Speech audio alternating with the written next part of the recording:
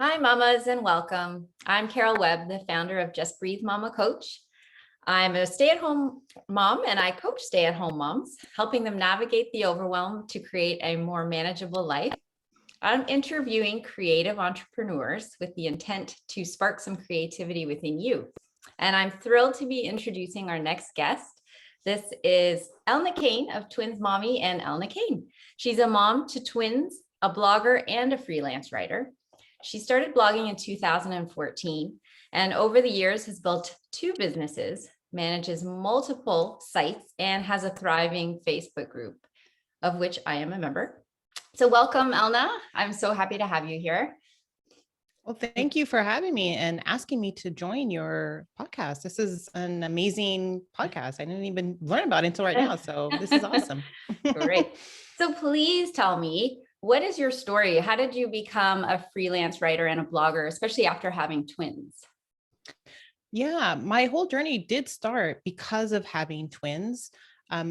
I get 1 year maternity leave where I'm in Canada. So I had a year off, which was nice. I was able to bond with my twins, do breastfeeding and do all of that great stuff. But as my maternity year ended, I knew I needed to get back to work. Prior to having twins, I worked in the school system. I was a special education assistant. I helped children with autism. I even went into the home and did home therapy with them. So that was my world before having twins. And I learned after having twins, in order to go back to that world, I mean, I would be leaving the house, traveling long distances because we also moved to a smaller town. And so just reaching families would take hours to drive to each family. And I knew that that wasn't the best option for me at that time. My husband was working at home. He has his own design company. So he thought, well, let's do daycare, but then daycare costs for twins is expensive. And I didn't know that there were year-long waiting lists. So Yeah. I should have, like, if I had known what my plan was, I mean, I would have signed up when I was pregnant with them in the third trimester. Like, this is how I guess other moms do it. And I didn't know this. So that wasn't an option. And so I started learning about what people were doing online, especially my husband would just sort of tell me like, oh, I visited these sites of moms who do like virtual assistant and they do staff writing for other sites. And so this, I had no idea. And then I started researching when my children were in bed or when I was pumping. I would start learning about other mom bloggers who were actually doing something online. Offering a service was the biggest takeaway that I got from my research. Was they offered some sort of service and then they were generating income that way, and either as a side hustle or as their main hustle kind of thing. And I was so surprised by that. This was a whole new world for me. And the more I learned about it, the more excited I got. I gravitated towards the creative side of the moms that I was following who did a lot of freelance writing and the stories that they told. And it was amazing. I thought this is something that I could feasibly do. I'm not the greatest writer, but I could start a blog, I could write and just get a feel of how I can connect with an audience. And that's what I did. I sort of dove in with a site, just writing about what I was learning, which was freelance writing, and learning how to be a freelance writer. What do you do? How do you pitch? Where do you go to find jobs? I was learning that as I was writing about it. It was very meta for me in the beginning. It still is kind of meta. But that's what I did. It was not a diary per se, but I knew I wanted people to read it. So when I was writing, I ensured that I was providing helpful tips. I was writing in a storytelling way, but like offering advice for people if they were going to come and read my content.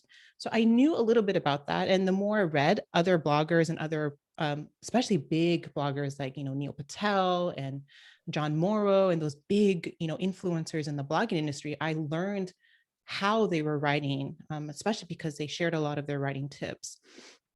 And so that prepared me for offering blog writing to businesses.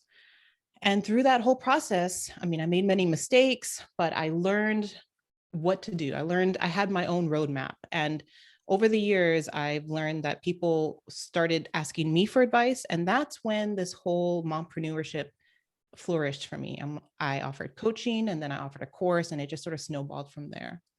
Wow, that's incredible. That's such a great story, especially since you didn't plan on entering this. Like you had plans to go back to work after, and that's amazing. It's amazing how resourceful you were. Oh, thanks. So for moms out there that have the urge to start a blog, how do you suggest they go about doing it? What would you say they start first? Do they have to pick a topic, a niche, or do they have to Yeah. do they have to create a website? Do you think they should research first? I'm not really sure what they should do.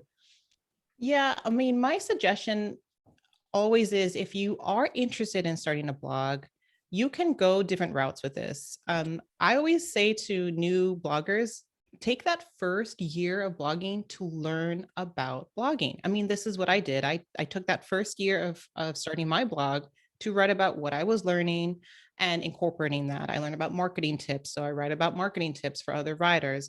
And so in that first year, figure out what you want to write about. I suggest lifestyle. If you want to do lifestyle and you want to talk about motherhood and recipes and crafts and the things that comprise your life, go ahead and do that to see if you can cultivate an audience. But if you're really gung ho, like you know everything and everything about like you're a marriage license therapist, and so that you want to start a business online with your service, well, then your content's going to focus on, building relationships and marriages, right? You're not going to talk about parenthood and motherhood. You may not talk about that stuff or recipes or crafts, right? So there are people that have a focus. And for me, I guess I lucked into that. I was so excited about writing about what I was doing that it just turned into this thriving business. And then I ventured out to writing other sites like Twins Mommy, which was to help other moms start this blog and start, I find like my projects are very meta. Like I learn what I do and then I can help others do it. And so if you have that spark in you, if you know something and you want to share it and teach others, I think a blog is a great platform for that.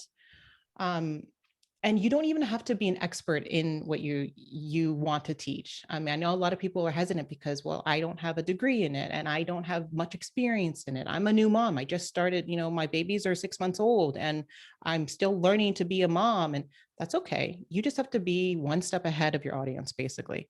Right. And that's what I did. I went into Twins Mommy telling everyone, look, I've never done this. I've done freelance writing, but I've never done traditional blogging. I've never done ads. I've never done Pinterest. I've never done all these things, that all these other sponsored content, all this stuff I wanted to learn. And I told my audience that, like, I want to learn this.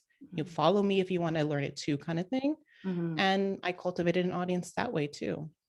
So as I was saying, like, yeah, in the first year, just pick topics or one main topic and go with it and see what happens. So, okay. Yeah. That's good advice.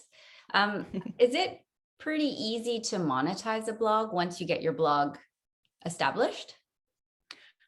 Yes and no. It all depends on your method of what you want to do. And I mean, the honest truth is that most blogs do fail. And there's a small percentage that do succeed. And that recipe, I feel, is being very authentic and being highly, like, very helpful in your content. I mean, this is what I hear comments on my site saying, wow, Elna, I can't believe you provided all this information for free, kind of thing. That's what you want to give to your audience, that content that other people might pay for, but you can provide it for free. And don't be afraid that you can't eventually monetize that into your own products. It will happen because you're building that trust, that authenticity. And then there's also different monetization strategies that are easier. So for example, affiliate marketing, I feel is hard. I think it is a bit challenging because you really need to know the marketing side of it and promotional strategies. And if, like me in the beginning, I had no clue. So I still struggle a little bit with affiliate marketing in some aspects. So maybe that's not the route for you, but maybe you have a big influencer platform. Maybe your profile on Instagram is huge. You can get brand deals on that. You can start doing sponsored content on on Instagram and on your blog. That would be your monetization strategy. Or maybe you're like me and offered a service. I offered a service, and within a couple months, I landed clients and landed my first $1,000, and it just snowballed from there. Right. So there are different methods, and you have to find what works. And you can do all of them if you want. I did most of them. I have been doing all of them except sponsored content. Okay. Would it be the same for women who are toying with the idea of freelance writing? Would you suggest like that first year of just doing research and learning about it? I think so. If you want to be a freelance writer, you do a lot of people who end up enrolling in my courses and stuff take a year or more to learn about this business. They read either my blog or other sites. They might take some free courses. They might sort of dabble in it. And if they need more help, they might eventually go into a resource like a paid product or a coaching or some kind of like membership. That would be the next step. Other writers didn't have to do that. I mean, I took some courses, but I was able to know my steps. After a while, I figured it out. And so if writers can figure it out and they know the proper way to pitch and they know where to find the clients, and if they know their niche and how to write copy and optimize their website and all these steps to start a freelance writing business, then go for it for sure. I'm not saying you have to have a course, you have to have help, you have to have all that. If you need it, it's there. The support is there. But for any kind of service base, I think you have to just sort of be good at networking, go on Facebook groups, make sure that people know that you're that Pinterest graphic designer, or that you're that, health coach for mamas. Like, you have to go out there and make people know that that's who you are and brand yourself that way so that you can get clients. Right. Okay. Yeah. You offer on your own blogs, you offer so much amazing information for mamas who want to get started. For moms who want to blog or do freelance writing, you even offer free courses for them. What paid courses do you offer if they do want to dive in a little bit deeper?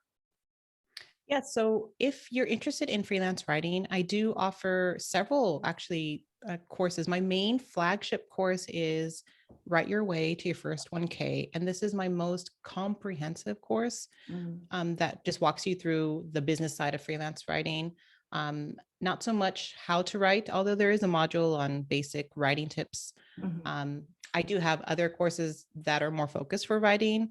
I have a little one for SEO writing. I have one on long form SEO writing.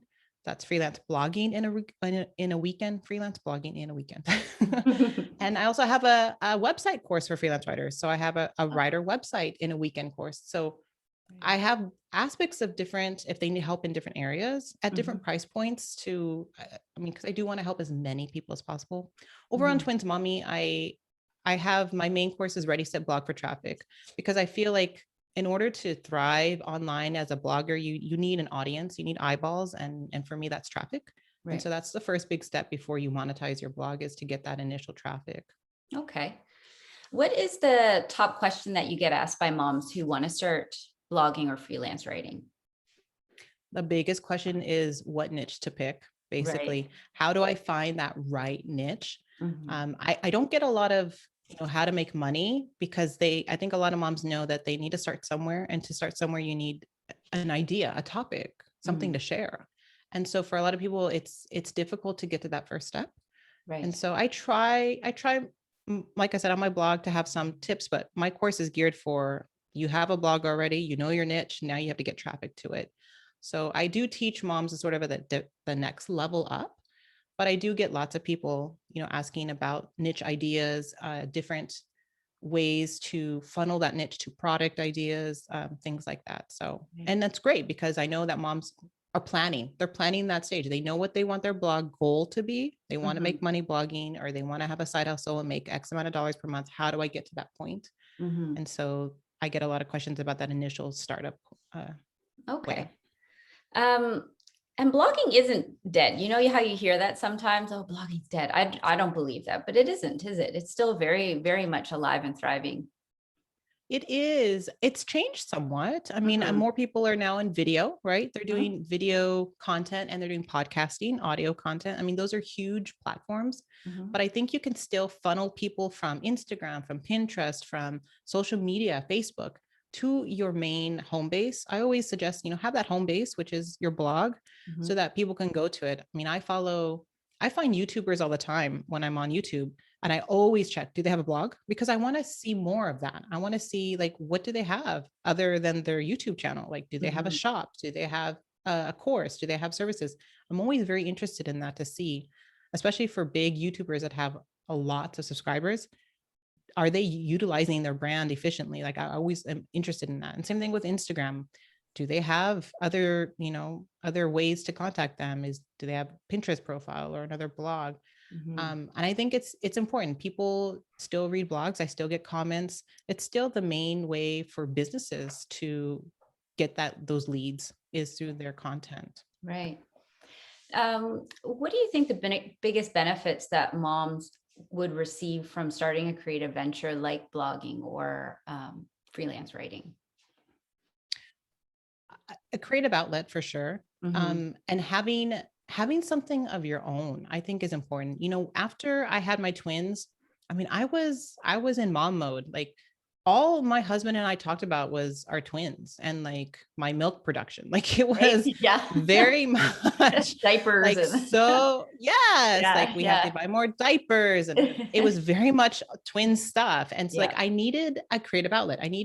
I started to lose myself. I was Yes. just like mom. That was it. I wasn't a wife. I wasn't myself. I wasn't a friend to my other friends. Like, I was so in that, and I had to be. I mean, I was thrown into this world of twins, and I had to do that. But Mhm, once I got my footing, once I realized, okay, I've got a good schedule. My twins aren't crazy. They mhm, know when to eat. They go down for their naps. Like, I had a handle of that. Then I started thinking, well, geez, like, there has to be more to this. Like, I need mhm, something else. And I think the biggest benefit is understanding that you can have this creative outlet that's yours, and you can play around with it. You can grow a community of other, whatever, if it's moms, or if you want to attract new moms, or couples, or whatever it is that you want to target or help with. Then, yeah, that's, I think, the biggest joy I find for me is having that purpose. Like, now I have this purpose. It's not only being a mom, but it's also being a teacher. And that's sort of my background too. Before I had the twins, I was in the school system teaching. So I'm just extending that, and I'm realizing that that's what I really want to do, is to help and teach. So mm. I'm just doing it online. I love that. I think a lot of moms can relate to that those early stages, especially when you kind of lose yourself as a mom. And it is really Mhm. good to have a creative outlet for sure. So with twins and multiple businesses, you must be like the queen of time management. So can you offer moms any tips on time management, especially if they feel like they just have no time to write? Yeah, that's a process for me. I'm not really the best at time management, but I am learning. I think Mhm, every year passes, I am getting better and better. For example, I'm able to work, Monday through Wednesday, like my main business, I can work. And then Wednesday through Friday, I can do these creative outlets like podcasts, like summits, like these other things. And so I've come around to like finding a groove to my week, I'm finding. But for moms with like little kids, this is where I think a lot struggle, right? And I did too in the beginning.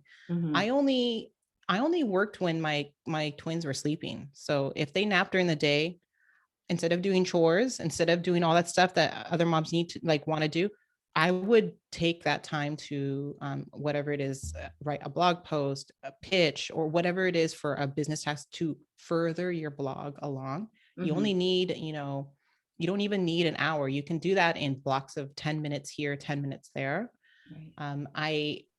I feel like as long as you can work on your blog almost every day, then it's going to be in your head and you're not going to forget about it and let it go, to the wayside kind of thing. Mhm. Blogging does take time, but you don't have to spend hours a day. And I've learned over the years that, yeah, I have perfected my way so that I work, Monday through Wednesday. I have that chunk of time when my kids are at school.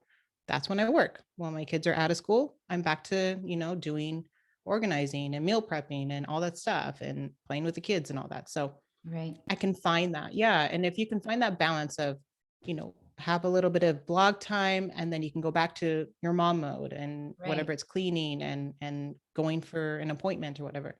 And then at night, if you're not too tired, then maybe do some pin graphics or, do some educational learning instead, Mhm. read some course lessons or read a blog post or listen to a podcast. If Yes. you're too tired to do anything, then maybe just learn. Mhm. And then, yeah. Yeah. Yeah, that's great advice. Thank you. So that was amazing. Thank you for all that wonderful information. For all the mamas watching, Elna has two blogs, a blog for moms that want to make money blogging at twinsmommy.com, and a blog for those interested in becoming a freelance writer at elnacain.com.